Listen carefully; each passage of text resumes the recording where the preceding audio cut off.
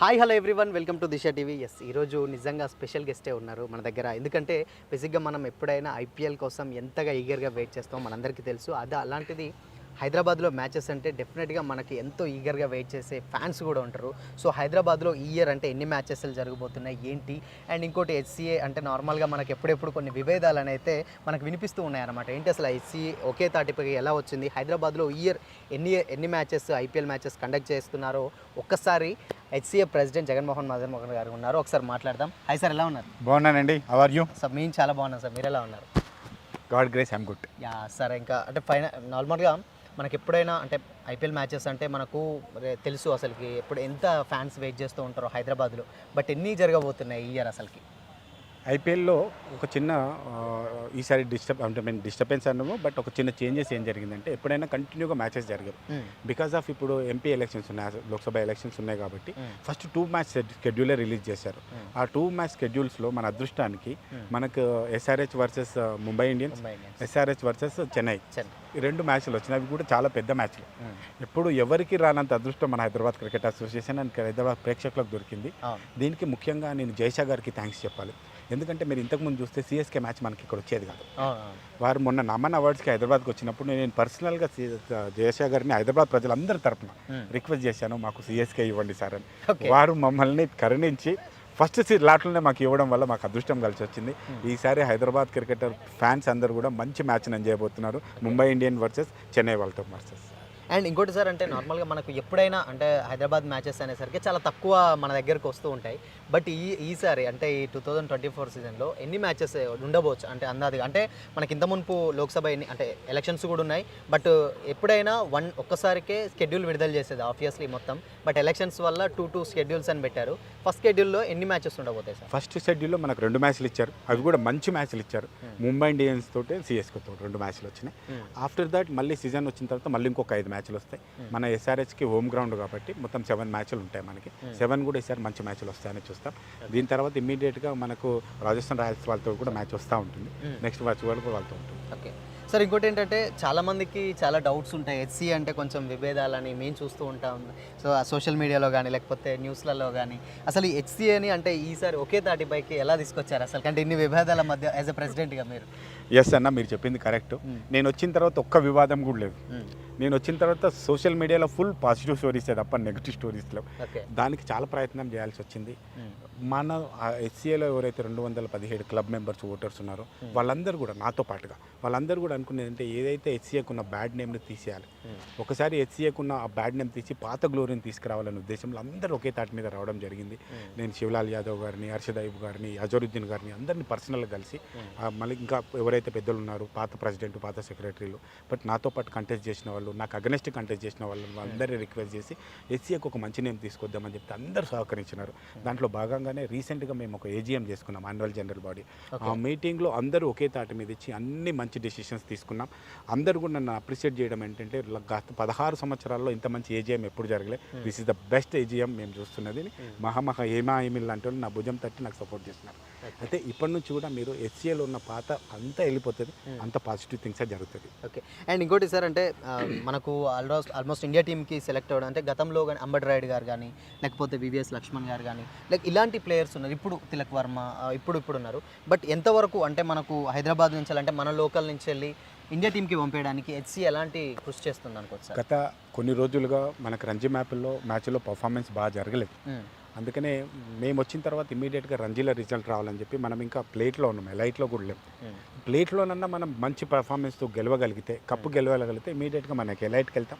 ఎలైట్లో మనం బాగా పర్ఫామ్ చేస్తే ఇంకా మనకు ఫ్యూచర్ ఉంటుందని చెప్పి మొన్న ప్లేట్ మీద చాలా కష్టపడి మనం ప్లేట్లో గోల్డ్ కప్ గెలవగలం, ఫస్ట్ విన్నర్ గెలిచినాం. అది మనకు ఒక మంచి పరిణామం మేము వచ్చిన తర్వాత. ఇప్పుడు మేము ఏమైందంటే ఎలైట్లోకి వచ్చాం రంజీలో.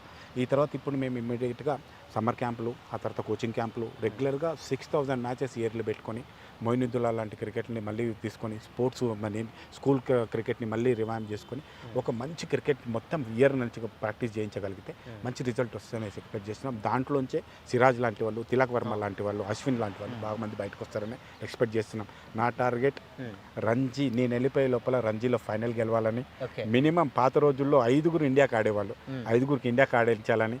అంతేకాకుండా ఐపీఎల్లో తెలంగాణ తరపున హైదరాబాద్ క్రికెట్ అసోసియేషన్ తరపున మినిమం 25 మంది ప్లేయర్స్ ఉండాలని నేను టార్గెట్ పెట్టుకొని పనిచేస్తున్నాను. దేవుడు సహకరించాలని కోరుతున్నాను. సూపర్. అండ్ సార్ అంటే మనకు క్రికెట్ అంటే పిల్లల కాంచెల్లి పెద్దవాళ్ళకి అంటే ఆల్మోస్ట్ అందరూ మనకి ఎస్పెషల్లీ అంటే మన తెలుగు స్టేట్స్లో క్రికెట్కి మంచి ఫ్యాన్ బేస్ ఉంటుంది, అది మీకు కూడా తెలుసు యాజ్ ఎ ప్రెసిడెంట్గా.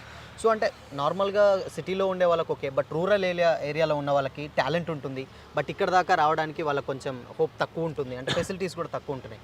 వాళ్ళకు త్రూ అంటే మీరు యాజ్ హెచ్సిఏ ప్రెసిడెంట్గా మీరు ఎలాంటి కృషి చేయాలనుకుంటున్నారు సార్? థ్యాంక్ యూ అన్న, మంచి క్వశ్చన్ అడిగినారు. ఈ విషయం మీరు నేను చెప్పాలని అనుకుంటున్నాను. ఎందుకంటే హైదరాబాద్ క్రికెట్ అసోసియేషన్ అంటే తెలంగాణ ప్రజల 10 జిల్లాల సొత్తు. పాత జిల్లాలు, ఇప్పుడైతే 33 జిల్లాల. ఈ హైదరాబాద్ క్రికెట్ తరపున ప్రతి ఒక్క ఊర్లో ఉండే పిల్లడు కూడా ఆడే హక్కు ఉంది. దానికోసం మేము ఏం చేస్తున్నామంటే డిస్ట్రిక్ట్ డెవలప్మెంట్ కమిటీ పెడుతున్నాం. అట్లాగే ప్రతి జిల్లాలో ఒక మినీ స్టేడియం కన్స్ట్రక్ట్ చేస్తున్నాం. ఇప్పుడు April 15th నుంచి మేము ఒక సమ్మర్ క్యాంప్ కూడా అనౌన్స్ చేస్తున్నాం. సమ్మర్ క్యాంప్ తర్వాత డిస్ట్రిక్ట్ టోర్నమెంట్ చేస్తున్నాం. ఆ డిస్ట్రిక్ట్ టోర్నమెంట్లో సెలక్షన్ ప్రాసెస్ పెడతాం. ఆ సెలక్షన్లో మినిమం ఒక 40-50 మెంబర్స్ని, మంచి ప్లేయర్స్ని సెలెక్ట్ చేసి ఇక్కడే ఉప్పల్ స్టేడియంలోనే వాళ్ళకు ఒక అకాడమీ పెట్టి, రెసిడెన్షియల్ అకాడమీ తెలుసుకుంటూ వాళ్ళకు ఫుడ్ అండ్ అకామిడేషన్ ఫ్రీగా ఇచ్చుకుంటూ, వాళ్ళకు హైదరాబాద్లో ఉండే మంచి కోచ్లతో తర్ఫీదు ఇచ్చుకుంటూ మంచి ప్లేయర్స్ని తీసుకురావాలి. సో దట్ ఒక జిల్లా నుంచి ఒకరిద్దరు ప్లేయర్స్ వచ్చినా ఆ జిల్లాలందరికీ కూడా ఇన్స్పిరేషన్ వస్తుంది, క్రికెట్ ఇంకా బాగా పెరుగుతుందని ఉద్దేశం చేస్తున్నాం. అంతేకాకుండా జిల్లాలలో ఇప్పటివరకు రంజీ మ్యాచ్లు కానీ, ఫస్ట్ క్లాస్ మ్యాచ్లు కానీ హైదరాబాద్లో కానీ, హైదరాబాద్ సరౌండింగ్లోనే ఆడుతున్నారు.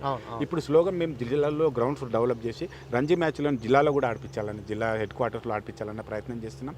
నేను నా టర్మ్ ఇంకొక 2.5 years పైన ఉంటుంది. ఆ టర్మ్ కంప్లీట్ అయ్యే లోపల ఖచ్చితంగా రంజీ మ్యాచ్ డిస్ట్రిక్ట్లలో ఆడిపించి చూపిస్తాం. Okay, super. అండ్ సార్ ఇప్పుడు జిల్లాల విషయం వచ్చింది కాబట్టి, సో జిల్లాలలో మినీ స్టేడియంస్ కట్టిస్తాం అని అన్నారు.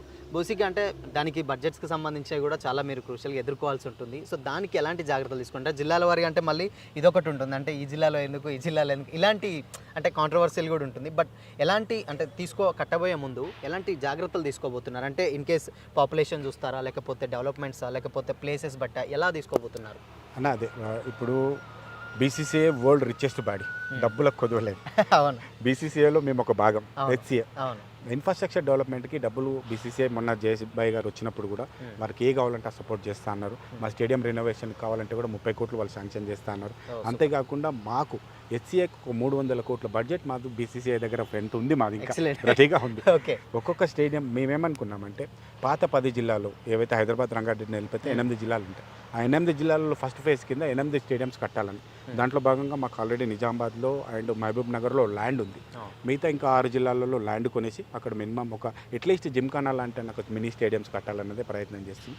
ఇవి అయిన తర్వాత ఇంకా కావాలంటే నెక్స్ట్ జిల్లాలకు వెళ్తూ ఉంటాం. ఓకే. అండ్ సార్ అంటే ఫైనల్గా IPL మ్యాచెస్కి వచ్చేసరికి మనకు IPL చాలా క్రౌడ్ వస్తూ ఉంటుంది. లేకపోతే ఏంటంటే మనకు ఈవెన్ ఇండియా టీం కంటే కూడా ఆల్మోస్ట్ టికెట్స్ కూడా ఎంత సోల్డ్ అవుతుందో మీకు కూడా తెలుసు, ఎంత ఇబ్బంది కూడా మీకు తెలుసు. బట్ అంటే ఇంత పెద్ద క్రౌడ్కి, అంత సిటీ మధ్యలో ఉంది గ్రౌండ్, ఎలాంటి జాగ్రత్తలు తీసుకోవచ్చు? అంటే ఒకేసారి క్రౌడ్ అంతా వస్తూ ఉంటుంది అనమాట. లేకపోతే ఏంటంటే కొన్ని ఈ మధ్య కాలంలో ఏంటంటే మనం కొన్ని సెక్యూరిటీస్ కూడా చూసామంటే కొన్ని అనివార్య కారణాలు, అలాంటి వాళ్ళకి అన్నిటికీ జాగ్రత్తలు ఏం తీసుకోబోతున్నారు అసలు? మన అదృష్టమో దురదృష్టమో ఇది చాలా సిటీకి ఒక దూరం వైపు ఉంది, ట్రాఫిక్ ఇష్యూస్ చాలా ఉన్నాయి. అంతేకాకుండా ఈ స్టేడియం కెపాసిటీ 39,000, ఇక్కడ రిక్వైర్మెంట్ 1,20,000 మందికి ఉంది. అంతమంది టికెట్స్ ఇస్తే కూడా ఇంకా కావాల్సింది ఉంది. మీరు రీసెంట్గా చూసిన టెస్ట్ మ్యాచ్లోనే 5 రోజుల్లో 1,20,000 మంది ఆల్రెడీ మ్యాచ్ని చూశారు. అంటే on and average daily 30,000 members only test match చూసారు. అదే IPLకి ఇంకెంత క్రేజ్ ఉంటుంది, 1,20,000 మందికి ఉంటుంది. వాళ్ళందరినీ టికెట్ మనం ఇవ్వలేం. ఫస్ట్ కమ్ ఫస్ట్ బేసిస్ కింద 14th, 15th టికెట్స్ ఓపెన్ చేస్తున్నాం ఆన్లైన్లో చేసినప్పుడు ఎవరైతే ఆన్లైన్లో బుక్ చేసుకుంటారో వాళ్ళకి ఇస్తూ ఉంటాం. సో ఇక్కడ ఇంకా కొన్ని ట్రాఫిక్ సమస్యలు కానీ ఇంకా సెక్యూరిటీ ఇష్యూస్ కానీ ఉన్నాయి. మేము ఈ మధ్యలోనే సిపి గారితో కూడా మాట్లాడినాం. నెక్స్ట్ వీక్లో మండే రోజు కానీ సండే రోజు కానీ సిపి గారు కూడా విజిట్ చేస్తున్నారు ఇక్కడికి, వచ్చి సెక్యూరిటీ రిక్కీ చేస్తాం. ఎంతవరకు అయితే బెస్ట్ పాసిబిలిటీ ఉందో ఎట్లాంటి చిన్న డిస్టర్బెన్స్ జరగకుండా ఇక్కడ మరి జిమ్ఖానాలో కూడా మేమైతే ఆన్లైన్ టికెట్ ఉన్న వాళ్ళకి అక్కడ టికెట్ డిస్ట్రిబ్యూట్ చేస్తాం. అక్కడ కూడా ఎట్లాంటి ఇబ్బంది జరగకుండా మంచి పోలీస్ ఫోర్స్ సపోర్ట్ తీసుకొని ఫోర్స్ అక్కడ మంచిగా పెడతాం. ఓకే సార్, అంటే టికెట్స్ విషయానికి వచ్చినట్లయితే చాలామందికి IPL టికెట్స్ దొరకవు, అది కూడా మనకు తెలుసు, ఆబ్వియస్లీ తెలిసిందే. బట్ అంటే మీరు అన్నట్టు క్రౌడ్ గ్రౌండ్ అంటే మామూలుగా ఉప్పల్ స్టేడియంలో మనకు ఆల్మోస్ట్ చూస్తే మనకు అర్థమవుతుంది చాలా పెద్ద గ్రౌండ్. ఎంతవరకు అంటే మీరు ఎక్స్పెక్ట్ చేస్తున్నారు, లేకపోతే ఎంతవరకు పరిధి అనుకుంటున్నారు క్రౌడ్? అంటే నార్మల్గా ఇంతవరకు అని అనుకుంటున్నారు, లేకపోతే ట్రాఫిక్ లేకపోతే ఇలాంటి ఇబ్బందుల వల్ల కొంచెం తగ్గిద్దామనే ఆలోచనలు ఏమైనా ఉన్నాయి? ఐపీఎల్ అంటే ఆబ్వియస్లీ డిఫరెంట్. 39,000 సీటింగ్ కెపాసిటీ ఉంది. ఓకే. 39,000 ఒక్కరు కూడా తగ్గకుండా 39,000 వస్తారు. ఇంకా పోలీస్ పర్సన్స్ కానీ, మా హౌస్ కీపింగ్ కానీ, వీళ్ళు కానీ, మా స్టాఫ్ కానీ కలిపితే ఇంకొక 4-5 వేల మంది స్టేడియంలో ఉంటారు. మినిమం 40-45,000 స్టేడియంలో వాచ్ చేస్తుంటారు మ్యాచ్. వాటికి సంబంధించిన అన్ని ఏర్పాట్లు తీసుకోవడం జరుగుతుంది. ఇప్పుడే మీరు చూస్తే అన్ని వర్క్స్ అన్ని కూడా కంప్లీట్ చేస్తా ఉన్నాం. అయితే లాస్ట్ టైం మాకు ఐపీఎల్ కంటే ముందు ఏదైతే టెస్ట్ మ్యాచ్ జరిగిందో దాంట్లో వాష్రూమ్స్ కొంచెం ఇష్యూ ఉండే. ఇప్పుడు సోషల్ మీడియాలో కూడా చాలా ట్రోలింగ్ జరిగింది. దాని మీద ఫస్ట్ ప్రయారిటీ కింద తీసుకొని ఇప్పుడు వాష్రూమ్స్ అన్ని కూడా మేము రిపేర్ వర్క్ చేస్తూ ఉన్నాం. 99% ఐపీఎల్ మ్యాచెస్ వరకు అవన్నీ కూడా జరిగి వాష్రూమ్స్ ఇబ్బంది లేకుండా, హౌస్ కీపింగ్ ప్రాబ్లమ్స్ లేకుండా చేస్తామని అనుకుంటున్నాం. ఓకే సార్, మన ఐపీఎల్ టీం అనేసరికి హైదరాబాద్ మనకు ఆబ్వియస్లీ మన ఫేవరెట్ టీం. సో ఏంటంటే హైదరాబాద్ కాకుండా మిగతా మ్యాచెస్ కూడా ఇక్కడ కండక్ట్ చేస్తున్నారు. బట్ హైదరాబాద్కి ఎన్ని మ్యాచెస్ ఉండవచ్చు అంటే ఈవెన్ అంటే ఆఫ్టర్ ఎలక్షన్స్ తర్వాత కూడా వచ్చే నోటిఫికేషన్లో మీరు ఎన్ని అనుకుంటున్నారో, ఎన్ని రావచ్చు అని ఎక్స్పెక్ట్ చేస్తారు? ఖచ్చితంగా ఎస్ఆర్హెచ్కి ఇది హోమ్ గ్రౌండ్ కాబట్టి ఎస్ఆర్హెచ్ 7 మ్యాచెస్ ఇక్కడ ఉంటాయి. ఆల్రెడీ 2 మ్యాచెస్ మనకు ఆల్రెడీ అనౌన్స్ అయిన షెడ్యూల్లో వచ్చినాయి. ఇంకొక 5 మ్యాచెస్ తప్పకుండా ఉంటాయి. అంటే నెక్స్ట్ ఎలక్షన్ తర్వాత ఎప్పుడైతే షెడ్యూల్ వస్తుందో ఆ షెడ్యూల్ 5 మ్యాచ్లు మనకు వస్తాయి. ఓకే. అండ్ ఇంకోటి సార్, అంటే మనకు స్టేడియంలలో మేము ఆల్రెడీ అంటే మేము ఇందాక వచ్చేటప్పుడు చూసాం కొన్ని కన్స్ట్రక్షన్స్ వర్క్స్ అయితే జరుగుతున్నాయి. అసలు అవి ఏంటంటే హెచ్సిఏకి నార్మల్గా ఏంటంటే మీరు వచ్చిన తర్వాత కూడా కొంచెం డెవలప్మెంట్స్ ఇట్స్ గుడ్ అని చెప్తున్నారు చాలామంది. ఇప్పుడు కూడా మేము ఆ ఫెసిలిటీస్ కానీ లేకపోతే మేము వచ్చినప్పుడు కానీ చూస్తున్నాం వర్క్ కూడా కొన్ని జరుగుతున్నాయి. అవి ఏంటి సార్ అసలు? యాక్చువల్గా నేను రాకముందుకు ఇక్కడ సీటింగ్ అంతా కూడా ఉండేది కదా. నేను వచ్చిన తర్వాత ఇవి మొత్తం కొత్త సీటింగ్ పెట్టించి. ఓకే. ఇవి ప్రజెంట్ ఉన్న సీట్స్ అన్ని నేను వచ్చిన తర్వాత చేయించింది. ఆ తర్వాత కెనోపీస్ కూడా ఇక్కడ వైపు లేకుండేది. ఈ కెనోపీ లేకుండా ఈ కెనోపీస్ పెట్టించాం. ప్లస్ ఈ కెనోపీ మీద లైట్స్ కనిపిస్తున్నాయి, అవి కూడా లేకుండే. ఆ కొత్త లైటింగ్ పెట్టించాం, ఎల్ఈడి లైటింగ్ పెట్టించాం. అన్ని గ్రౌండ్ కూడా ఇంకా బాగా డెవలప్ చేసినాం. గ్రౌండ్ ఎక్విప్మెంట్ ఇవి చూసినవి మేము వచ్చిన తర్వాత కొన్న ఎక్విప్మెంట్స్ ఇవన్నీ కూడా. సో ఇట్లా ఒక్కొక్కటి ఫస్ట్ ఆఫ్ ఆల్ మేము అనుకున్నది గ్రౌండ్, ఆ తర్వాత గ్రౌండ్లకు సంబంధించిన సీటింగ్ ఇది కంప్లీట్ చేయాలని. ఇది అయిపోయిన తర్వాత స్టేడియం ఇన్సైడ్ ఏవైతే కార్పొరేట్ బాక్సెస్ ఉంటాయి కానీ, కామన్ ఏరియాస్ ఉంటాయి కానీ, లాబీస్ ఉంటాయి కానీ, ప్లేయర్స్ బాక్సెస్ ఎస్పెషల్లీ ఇప్పుడు ప్లేయర్ సంబంధించిన డ్రెస్సింగ్ రూమ్స్ వాటి మీద దానికి సంబంధించిన వర్క్ నడుస్తూ ఉంది. దాంట్లో వాష్రూమ్స్ అన్ని కూడా రెనోవేట్ చేస్తూ ఉన్నాం. కార్పొరేట్ బాక్సెస్లో రెనోవేట్ చేస్తూ ఉన్నాం. సివిల్ వర్క్స్ ఎక్కడైతే ప్రాబ్లమ్స్ ఉన్నాయో అవి చేస్తూ ఉన్నాం. లిఫ్ట్స్ కొంచెం ప్రాబ్లం ఉంది, అవన్నీ కూడా వర్క్ చేస్తున్నాం. మా డెడ్ లైన్ 28th వరకు కంప్లీట్ అవ్వాలి. 20 తారీఖు వరకు. 27 తారీఖు మ్యాచెస్ ఉంది కాబట్టి 20 తారీఖుల్లో అన్ని కంప్లీట్ చేస్తామని అనుకుంటున్నాం. ఓకే సార్, అంటే హైదరాబాద్ అనేసరికి మనకు నార్మల్గా మనకు గుర్తొచ్చేది ఏంటంటే ఉప్పల్ స్టేడియం అనేది ఆబ్వియస్లీ అంటే మ్యాచెస్ చూడాలని ఎంతమందికో ఉంటుంది డెఫినెట్గా, అది కూడా మనకు తెలుసు. బట్ ఇక్కడికి వచ్చేసరికి కొంతమంది ఏంటంటే రూరల్ నుంచి అంటే ఊర్లో నుంచి కూడా వస్తూ ఉంటారు. వాళ్ళకు కొన్ని చూడాల్సిన వాళ్ళకి ఏమన్నా జాగ్రత్తలు ఏమంటే లాంగ్ డిస్టెన్స్ నుంచి వచ్చే వాళ్ళకి ఏమన్నా మన స్టేడియం నుంచి కూడా ఏమన్నా అలాంటి ఫెసిలిటీస్ ఏమన్నా ఉన్నాయి? నిజంగా కూడా ఇది ఆలోచించాల్సిన విషయం, మా దృష్టికి రాలేదు. ఇది ఒకసారి డిస్టిక్ నుంచి ఎవరైతే టికెట్స్ కొనే వాళ్ళకి ఎలా చేయాలన్నది ఒకసారి మా అపెక్స్లో డిస్కస్ చేసిన తర్వాత వాళ్ళకైనా స్పెషల్ క్రియేట్ చేయడం కానీ, లేకపోతే ఆర్టీసీతో మాట్లాడి వాళ్ళకైనా స్పెషల్ బస్సెస్ ఇవ్వడం కానీ. ఇంకొకటి కూడా ఆలోచిస్తున్నాం. ఇంకొకటి ఊళ్ళో ఉన్న వాళ్ళు చాలామంది క్రికెట్ స్టేడియంకి వచ్చి చూసే అవకాశం ఉండదు కాబట్టి మేమేమనుకున్నామంటే అక్కడ ఉన్న స్టేడియంస్లో, అక్కడ కొన్ని స్టేడియంస్ ఉన్నాయి హైదరాబాద్ డిస్టిక్స్లో, వరంగల్ వెళ్తే శాట్స్ తరఫున స్టేడియం ఉంది, అక్కడైనా పెద్ద స్క్రీన్ పెట్టి మ్యాచ్ పెట్టాలన్న ఒక ఆలోచన కూడా చేస్తూ ఉన్నాం. ఇది ఇంకా ఎంతవరకు, ఎందుకంటే అందరినీ ఇక్కడ తీసుకొచ్చి చూపించడం పాసిబుల్ కాదు. వాళ్ళు చిన్న టీవీలో చూస్తారు కాబట్టి అట్లా కాకుండా ఏదైనా ఎస్సీ తరఫున పెద్ద స్క్రీన్స్ ఏమైనా పెట్టి చేయించాలనేది ఒక ఆలోచన ఉంది. పిలిచి అది ఎంతవరకు పాసిబుల్. Okay super. ఫైనల్గా సార్, అంటే యాజ్ ఏ హెచ్సిఏ ప్రెసిడెంట్గా మీరు అంటే చాలామంది ఎన్ని ఇప్పుడు వివాదాలు మీరు అనుకున్నట్టు చూస్తూ ఉంటారు, అవుతూ ఉన్నాయి. బట్ ఇవి అన్నిటికీ ఒకే తాటి మీకు తీసుకొచ్చారు. ఫైనల్గా ఇన్ ఫ్యూచర్లో ఎలా ఉండబోతుంది హెచ్సిఏ ప్లాన్స్, ఎలా ఉండబోతుంది యాజ్ ఏ ప్రెసిడెంట్గా? హెచ్సిఏని ఫస్ట్ ఆఫ్ ఆల్ 2 విషయాలు, ఒకటి అడ్మినిస్ట్రేటివ్ ఇష్యూ, ఇంకొకటి క్రికెటింగ్ ఇష్యూ. క్రికెటింగ్ ఇష్యూలో ఎట్లాంటి మాల్ ప్రాక్టీసెస్ జరగకుండా నేను చాలా గట్టిగా మా సెలెక్టర్స్కి కానీ, మా కోచెస్కి కానీ, పేరెంట్స్కి కానీ ఒకటే మాట చెప్పాను. సెలెక్షన్ ప్రాసెస్లో ఎట్లాంటి ఇబ్బంది జరిగినా, సెలెక్షన్లో చేసిన సెలెక్టర్ని కానీ ఎవరైనా పేరెంట్ డ్రైవ్ చేయడానికి వచ్చి లేదంటే కోచ్కి డబ్బులు వేయడానికి వస్తే వాళ్ళని కానీ స్టూడెంట్ని కానీ 3 సంవత్సరాలు బ్యాన్ చేస్తామని చెప్పాను. సో ఇది ఒక పెద్ద గొప్ప నిర్ణయం. సో అంతేకాకుండా తెలంగాణలో ఎవరైతే పుట్టినరో వాళ్ళకి హైదరాబాద్ క్రికెట్ అసోసియేషన్ నుంచి వాళ్ళకి అవకాశం ఉండాలి. లేదా ఇక్కడ ఒక మినిమం 5 సంవత్సరాలు క్రికెట్ ఆడిన అంటే పుట్టి పెరిగిన వాని కానీ చదువుకున్న వాళ్ళకే కానీ అవకాశం రావాలని 5 years బ్యాన్ పెట్టాం. ఎవరైనా మినిమం 5 years ఉంటేనే వాళ్ళు హైదరాబాద్ క్రికెట్ అసోసియేషన్కి ఆడడానికి అర్హులు అని చెప్పి. అంతేకాకుండా మంచి కోచెస్ని తీసుకొస్తున్నాం. కోచెస్ ఏంటంటే మేము ఇండియాలో ఉన్న బెస్ట్ కోచ్లు వెంకటేష్ ప్రసాద్ లాంటి వాళ్ళని చాలామందితో మాట్లాడుతూ ఉన్నాం. ఎవరు మనకి ఇక్కడ ఉన్న కోచెస్ కంటే బెటర్ కోచెస్ ఎవరు ఉంటే వాళ్ళకు కూడా ఇవ్వాలి. This cricketing issues. అడ్మినిస్ట్రేటివ్ ఇష్యూస్లో కూడా మీరు ఒకసారి చూస్తే స్టేడియం రెనోవేషన్ కానీ, ఇంకా కొత్త స్టేడియం కన్స్ట్రక్షన్స్ కానీ, కొత్త స్టేడియంస్ కన్స్ట్రక్షన్స్ కానీ, లేదంటే ఇంకా క్రికెట్ డెవలప్మెంట్ చేయడం కానీ. ఇప్పుడు హైదరాబాద్లో చూస్తే ఉప్పల్ స్టేడియం ఈ కార్నర్ ఉంది, సికింద్రాబాద్ జిమ్ఖాన్ ఆ కార్నర్ ఉంది. గచ్చిబౌలిలో ఆడే వాళ్ళకి కానీ, ఎల్బీ నగర్లో ఆడే వాళ్ళకి కానీ, పటంచెర్లో ఆడడానికి ఆడక స్కోప్ ఎస్సీఏ నుంచి లేదు. అందుకని ఫస్ట్ ఒక 4-5 శాటిలైట్ అకాడమీస్ ప్లాన్ చేస్తున్నాం. ఇది సమ్మర్ క్యాంప్ ఇప్పుడు పెట్టుకుంటూ శాటిలైట్ అకాడమీ పెట్టి అక్కడ ఎవరైతే పిల్లలు బాగా పర్ఫామ్ చేస్తారో హై పర్ఫార్మెన్స్ సెంటర్ ఇక్కడ ఉంటుంది, వాళ్ళని ఇక్కడ తీసుకొచ్చి చేయాలన్నది ఉద్దేశం చేస్తా ఉన్నాం. ఓకే. అండ్ సార్ ఇంకోటి నార్మల్గా మనకు చాలామంది చాలా డౌట్స్ ఉంటూ ఉంటాయి. ఏంటంటే హైదరాబాద్ నుంచి అంటే మన హైదరాబాద్ నుంచి ఇండియన్ టీంకి చాలామంది తక్కువ మంది పోతున్నారు అండ్ కొన్ని పాలిటిక్స్ కూడా జరుగుతూ ఉంటున్నాయని చాలామంది అంటే మనం రేర్గా వింటూనే ఉంటాం మనం.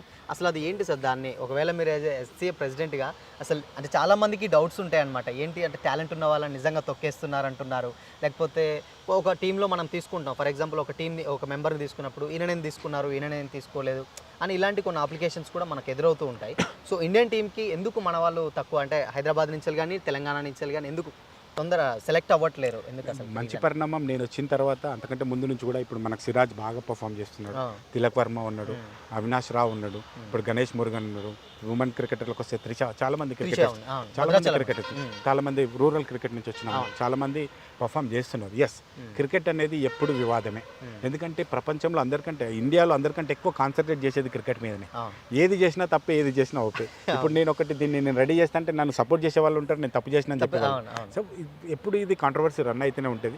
బట్ మేము తీసుకున్న డెసిషన్ ఏంటంటే సెలెక్షన్ ప్రాసెస్లో ఖచ్చితంగా ఎట్లాంటి మాల్ ప్రాక్టీసెస్ జరగొద్దు. ఎవరైతే సెలెక్షన్లో మాల్ ప్రాక్టీస్ చేస్తే వాళ్ళని 3 సంవత్సరాలు బ్యాన్ చేయాలి. స్టూడెంట్స్ని కూడా బ్యాన్ చేయాలి, ఈవెన్ కోచ్ను కానీ ఎవరున్నా చేయగలిగితే అదొక భయం అనేది క్రియేట్ చేస్తాం. అంతేకాకుండా పిల్లల్ని ఎంకరేజ్ చేయడానికి మొన్న మా ప్లేట్లో గెలిచి కప్ వచ్చినప్పుడు ఇంతకుముందు మీరు అన్నట్టుగా సెలెక్టర్కి డబ్బులు ఇవ్వాలి, లేకపోతే డబ్బులు ఇచ్చి కొనుక్కోవాలని చెప్పి అట్లా కాకుండా మేము ఉల్టా బిఎండబ్ల్యూలు ఇస్తామని చెప్తున్నాం. డబ్బులు కాదు, బిఎండబ్ల్యూలు ఇస్తాం. సో మీరు ఆడండి, మీకు కావాల్సిన పర్ఫార్మెన్స్ చేసి చూపించండి. ఎస్, జెన్యూన్గా ఆడండి, మీ పర్ఫార్మెన్స్ చూపించండి, మీకు కావాల్సిన సపోర్ట్ ఇస్తాం. సపోర్ట్ కాకుండా మీరు రంజీలో గెలిచి చూపిస్తే బిఎండబ్ల్యూ కార్ ఇస్తాం, ప్రతి ఒక్క ప్లేయర్కి ఇస్తామని చెప్తున్నాం. అంటే సో దట్ ఒక పాజిటివ్ వే వెళ్ళాలన్నది, ప్లస్ ఆ ప్లేయర్స్లో ఒక మంచి ఎంకరేజ్మెంట్ ఇవ్వాలన్నది ఉద్దేశంతో. ఓకే. సో ఫైనల్గా సార్ ఐపీఎల్ మ్యాచెస్కి అంటే మన గ్రౌండ్ అంటే ఉప్పల్ స్టేడియంకి వచ్చే ఫ్యాన్స్ కానీ లేకపోతే క్రికెట్ని అభిమానించే వాళ్ళు కానీ చాలామంది వాళ్ళ ఫేవరెట్ క్రికెటర్స్ని చూడడానికి వస్తూ ఉంటారు. సో ఈ ఇయర్ ఎలా ఉండబోతుంది మన దగ్గర ఐపీఎల్ మ్యాచెస్ ఒకసారి చెప్పండి యాజ్ ఏ హెచ్సిఏ ప్రెసిడెంట్గా. హైదరాబాద్ క్రికెటర్స్ అందరికీ, హైదరాబాద్ అందరికీ క్రికెట్ అంటే చాలా ప్రాణం. చాయ్, బిర్యానీ, క్రికెట్ ఈ 3 హైదరాబాద్ అందరికీ చాలా ఇష్టం. సో మనకి నేను చాలా స్టేడియంస్తో వెళ్ళినప్పుడు కానీ ఇంకా బాంబే, ఢిల్లీ వీళ్ళందరూ డిస్కస్ చెప్పినప్పుడు ఫ్యాన్స్ హైదరాబాద్ క్రికెట్ అసోసియేషన్ వాళ్ళే హైదరాబాద్లోనే ఎక్కువ మంది ఫ్యాన్స్ క్రికెట్ చూడడానికి ఇష్టపడతారు. ఇక్కడ చాలా గేట్ కలెక్షన్ ఎక్కువ ఉంటుందని వాళ్ళు చెప్తా ఉన్నారు. మొన్న రీసెంట్గా జరిగిన టెస్ట్ మ్యాచ్లో కూడా 120,000 మంది వరకు టెస్ట్ మ్యాచ్ చూసినారు. ఇది హిస్టరీ, ఎక్కడ జరగలేదు, ప్రపంచంలో ఎక్కడ జరగలేదు, ఓన్లీ హైదరాబాద్లో. ఓన్లీ టెస్ట్ మ్యాచ్కి ఎంత ఉంటే ఇంకా ఐపీఎల్కి ఎట్లా ఉంటుంది. నాకు ఇది అదృష్టమో దురదృష్టం అర్థం కావట్లేదు. ఎందుకంటే టికెట్స్ 39,000, 120,000 మంది టికెట్స్ అడుగుతున్నారు. నేను ఎట్లా చేయాలి, నా మీద ప్రెజర్ ఎట్లా తట్టుకోవాలి అర్థం కావట్లేదు. సార్ ఫైనల్గా sir last question, and T20 world cup వస్తుంది. సో ఆ మ్యాచెస్ ఏమన్నా మన దగ్గర ఉండే ఛాన్సెస్ ఏమైనా ఉన్నాయా? ఖచ్చితంగా. మనకి ఏమైందంటే లాస్ట్ టైం ఇప్పుడు ఎలక్షన్ కౌంటింగ్ రోజు జనవరి 3 రోజు, డిసెంబర్ 3 రోజు మనకు ఒక మ్యాచ్ ఉండే. ఆ రోజు కౌంటింగ్ ఉందని చెప్పి దాన్ని మనం వేరే బాంబేకి షిఫ్ట్ చేసినారు. అక్కడ పోలీస్ సెక్యూరిటీ ప్రాబ్లమ్స్ ఉంటాయని చెప్పి. సో ఆ మ్యాచ్ మనకి వెళ్ళిపోయింది కాబట్టి దానికి ఒక రిప్లేస్మెంట్ ఒక మ్యాచ్ ఇస్తారు. అంతేకాకుండా స్టేడియంస్ అన్నిటి కూడా ర్యాండమ్గా ఒక్కొక్క మ్యాచ్లు ఇస్తారు. ఖచ్చితంగా ఇంకొక 2 మ్యాచ్లు వస్తాయి. నెక్స్ట్ ఇయర్లో 3-4 మ్యాచ్లు ఖచ్చితంగా నేను తీసుకొస్తాను. జయబాయ్తో కొట్లాడి తీసుకొస్తాను. Okay, thank you sir, thank you so much and all the very best sir. And చూద్దాం, నార్మల్గా మనకు ఐపీఎల్ అంటే మనకు ఎంత ఇష్టమో మనకు తెలుసు, ఎలా ఉండబోతుందో. హోప్ హైదరాబాద్ విన్ అవ్వాలి మన హోమ్ గ్రౌండ్లోనే అనుకుంటున్నాం. Thank you sir, thank you so much and all the very